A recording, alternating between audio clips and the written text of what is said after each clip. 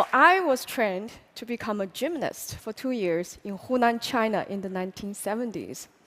When I was in the first grade, the government wanted to transfer me to a school for athletes, all expenses paid. But my tiger mother said, no. My parents wanted me to become an engineer like them.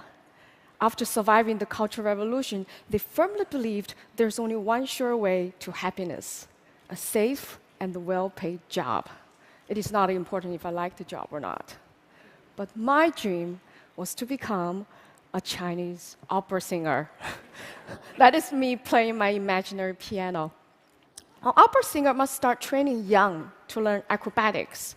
So I tried everything I could to go to opera school. I even wrote to the school principal and the host of a radio show.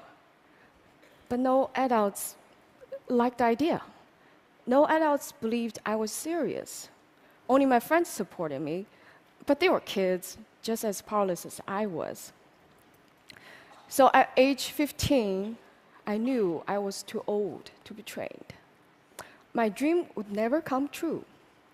I was afraid that for the rest of my life, some second-class happiness would be the best I could hope for. But that's so unfair. So I was determined to find another calling. Nobody around to teach me? Fine, I turned to books. I satisfied my hunger for parental advice from this book by a family of writers and musicians. I found my role model of an independent woman when Confucius tradition requires obedience. And I learned to be efficient from this book. And I was inspired to study abroad after reading these. I came to US in 1995. So which books did I read here first? Books banned in China, of course. The Good Earth is about Chinese peasant life. That's just not convenient for propaganda. Got it? The Bible is interesting, but strange. That's a topic for a different day. But the fifth commandment gave me epiphany. You shall honor your father and the mother. Honor, I said, that's so different and better than obey. So it becomes my tool to climb out of this Confucius guilt trap and to restart my relationship with my parents.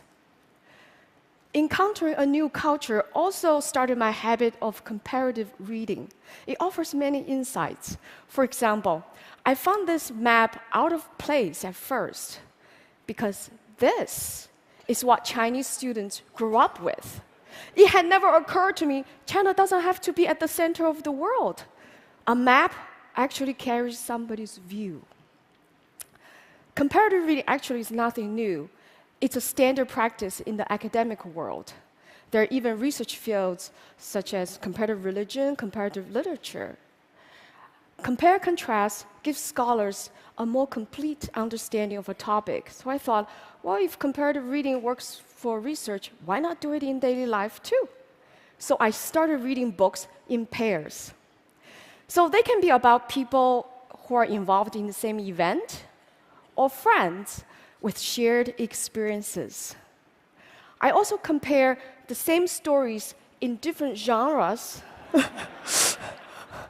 or similar stories from different cultures, as Joseph Campbell did in his wonderful book. For example, both the Christ and the Buddha went through 3 temptations. For the Christ, the temptations are economic, political, and spiritual. For the Buddha, they're all psychological: lust, fear, and the social duty. Interesting. So if you know a foreign language, it's also fun to read your favorite books in 2 languages. Instead of loss in translation, I found there's much to gain. For example, it's through translation that I realized happiness in Chinese literally means fast joy. Woo. And bride in Chinese literally means new mother. Uh-oh.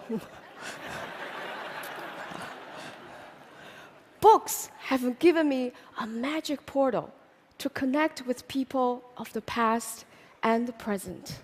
I know I shall never feel lonely or powerless again. Having a dream shattered really is nothing compared to what many others have suffered. I have come to believe that coming true is not the only purpose of a dream. Its most important purpose is to get us in touch with where dreams come from, where passion comes from, where happiness comes from. Even a shattered dream can do that for you.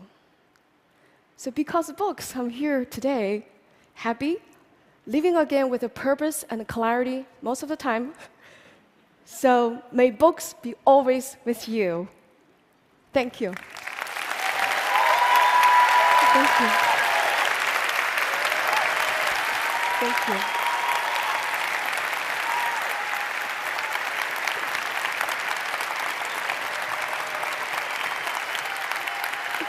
Thank you.